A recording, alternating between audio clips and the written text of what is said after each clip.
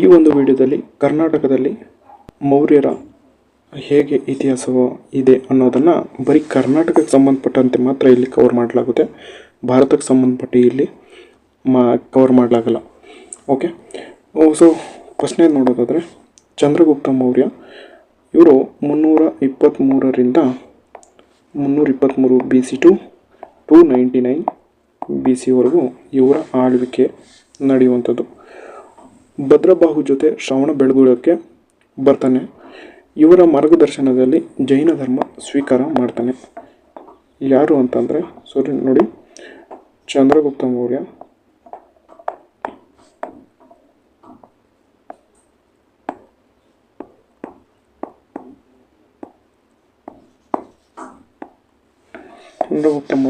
ಇವರು ಯಾರ ಜೊತೆ ಬರ್ತಾರೆ ಅಂತ ಅಂದರೆ ಭದ್ರಬಾಹುವಿನ ಜೊತೆ. ಭದ್ರಬಾಹುವಿನ ಅವ್ರ ಜೊತೆ ಎಲ್ಲಿಗೆ ಶ್ರವಣ ಬೆಳಗೊಳಕ್ಕೆ ಬರ್ತಾನೆ. ಅಂದರೆ ಅವರ ಒಂದು ಮಾರ್ಗದರ್ಶನದಲ್ಲಿ ಜೈನ ಧರ್ಮ ಸ್ವೀಕಾರ ಮಾಡುವಂಥದ್ದು. ನೆಕ್ಸ್ಟ್ ನೋಡೋದಾದರೆ ನಾವು ಸಲ್ಲೇಖನ ವ್ರತ ಕೂಡ ಇವರು ಕೈಗೊಳ್ಳುವಂಥದ್ದು.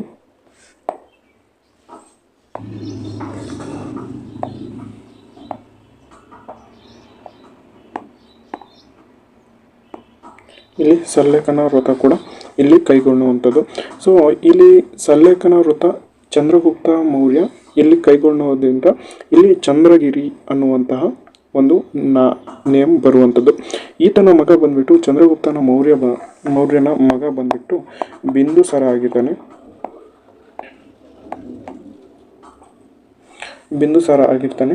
ಸೊ ಈತನ ಮಗ. ನೆಕ್ಸ್ಟು ಈತ ಅಜೀವಿಕ ಧರ್ಮದ ಅನುಯಾಯಿ ಆಗಿರ್ತಾನೆ. ಇವನ ನಂತರ ಅಶೋಕ ಬರ್ತಾನೆ.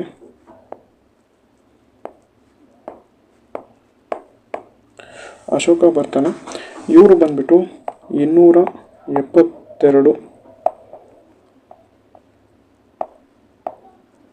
BC ಟು 232 BC ವರೆಗೂ ಇವರು ಆಳ್ವಿಕೆಯನ್ನು ನಡೆಸೋದು ನಾವು ನೋಡ್ಬೋದು. ಅಶೋಕನ 14 ಇನ್ಸ್ಕ್ರಿಪ್ಷನ್ಗಳನ್ನ ನೋಡ್ಬೋದು. 14 ಇನ್ಸ್ಕ್ರಿಪ್ಷನ್ನ ಎಲ್ಲೆಲ್ಲಿ ಅಂತ ಅಂದರೆ ಕೊಪ್ಪಳ, ಗವಿಮಠ, ಇದು ಕೂಡ ಕೊಪ್ಪಳದಲ್ಲಿರುವಂಥದ್ದು. ನೆಕ್ಸ್ಟು ಪಾಲ್ಕಿಗೊಂಡು ಇದು ಕೊಪ್ಪಳದಲ್ಲಿರುವಂಥದ್ದು. ಬ್ರಹ್ಮಗಿರಿ ಇದು ಚಿತ್ರದುರ್ಗದಲ್ಲಿರುವಂಥದ್ದು. ಚಂದ್ರವಳ್ಳಿ ಶಾಸನ ಇದು ಕೂಡ ಚಿತ್ರದುರ್ಗದಲ್ಲಿರುವಂಥದ್ದು. ಸಿದ್ದಾಪುರ ಇದು ಮೊಳಕಾಲ್ಮೂರು ತಾಲೂಕಲ್ಲಿ ಚಿತ್ರದುರ್ಗದಲ್ಲಿ ಬರುವಂಥದ್ದು. ಸನ್ನತಿ ಇದು ಗುಲ್ಬರ್ಗದಲ್ಲಿ ಬರುವಂಥದ್ದು. ಮಸ್ಕಿ ಇದು ಕೂಡ ರಾಯಚೂರಲ್ಲಿ ಬರುವಂಥದ್ದು. ಜಟ್ಟಿಗೂರು ರಾಮೇಶ್ವರ ಇದು ಚಿತ್ರದುರ್ಗದಲ್ಲಿ ಬರುವಂಥದ್ದು ನಾವು ನೋಡ್ಬೋದು. ಲಾರ್ಜೆಸ್ಟ್ ಇನ್ಸ್ಕ್ರಿಪ್ಷನ್ ಯಾವುದು ಅಂತಂದರೆ ಸನ್ನತಿ ಅಂತ ನಾವು ನೋಡ್ಬೋದು. ಇದರಲ್ಲಿ ಪಿಕ್ಚರ್ ಆಫ್ ಅಶೋಕ ಇರುವಂಥದ್ದು ನಾವು ನೋಡ್ಬೋದು. ನೆಕ್ಸ್ಟು ಕಂಗನವಳ್ಳಿ ಶಾಸನ ಇದು ಸನ್ನತಿ ಹತ್ರ ಬರುವಂಥದ್ದು. ಇದನ್ನು ಇಲ್ಲಿ ರಾಜ ಅಶೋಕ ಅಂತ ಇಲ್ಲಿ ಮೆನ್ಷನ್ ಮಾಡಲಾಗಿದೆ ಅನ್ನೋದು ನೋಡ್ಬೋದು. ನೆಕ್ಸ್ಟು ಮಸ್ಕಿ ಇನ್ಸ್ಕ್ರಿಪ್ಷನ್, ಮಸ್ಕಿ ಶಾಸನದಲ್ಲಿ ಇದನ್ನು 1915ರಲ್ಲಿ ಸ್ಥಾಪನೆ ಮಾಡುವಂಥದ್ದು. ಇದನ್ನು ಕಂಡುಹಿಡಿದವರು ಯಾರು ಅಂತ ಅಂದರೆ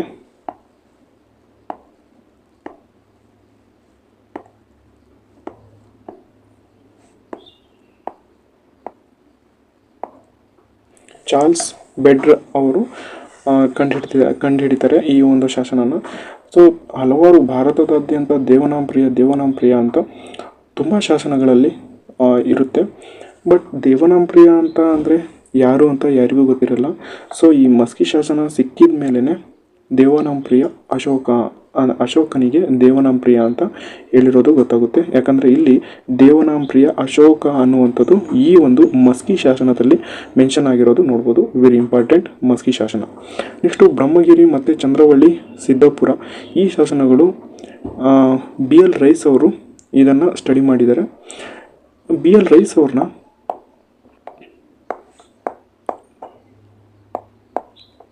ರೈಸ್ ಅವ್ರನ್ನ ಕನ್ನಡ ಶಾಸನಗಳ ಪಿತಾಮಹ ಅಂತ ಕರೀತಿದ್ದಾರೆ. ಕನ್ನಡ ಶಾಸನಗಳ ಪಿತಾಮಹ ಯಾರು ಅಂತ ಅಂದರೆ BL ರೈಸ್ ಅವರಾಗಿರ್ತಾರೆ. ಅಶೋಕನ ಕಾಲದಲ್ಲಿ ಸುವರ್ಣಗಿರಿ ಎಂದು ಕರೆಯುತ್ತಿದ್ದರು.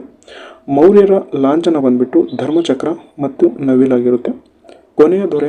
ಮೌರ್ಯರ ಕೊನೆಯ ದೊರೆ ಯಾರು ಅಂತಂದರೆ ಬೃಹತ್ ರಥ ಆಗಿರುತ್ತೆ. ಇಷ್ಟು ಕರ್ನಾಟಕಕ್ಕೆ ಸಂಬಂಧಪಟ್ಟಂತೆ ಮೌರ್ಯರು ಆಳ್ವಿಕೆಯನ್ನು ನಡೆಸಿದ್ದು ಆಗಿರುತ್ತೆ. ಮುಂದಿನ ವೀಡಿಯೋದಲ್ಲಿ ಸಿಗೋಣ. ಅದಕ್ಕಿಂತ ಮೊದಲೇ ನೀವೇನಾದರೂ ನಮ್ಮ ಚಾನಲ್ನ ಇನ್ನೂ ಕೂಡ ಸಬ್ಸ್ಕ್ರೈಬ್ ಮಾಡಿರಲಿಲ್ಲ ಅಂದರೆ ಸಬ್ಸ್ಕ್ರೈಬ್ ಮಾಡ್ಕೊಳ್ಳಿ. Thank you.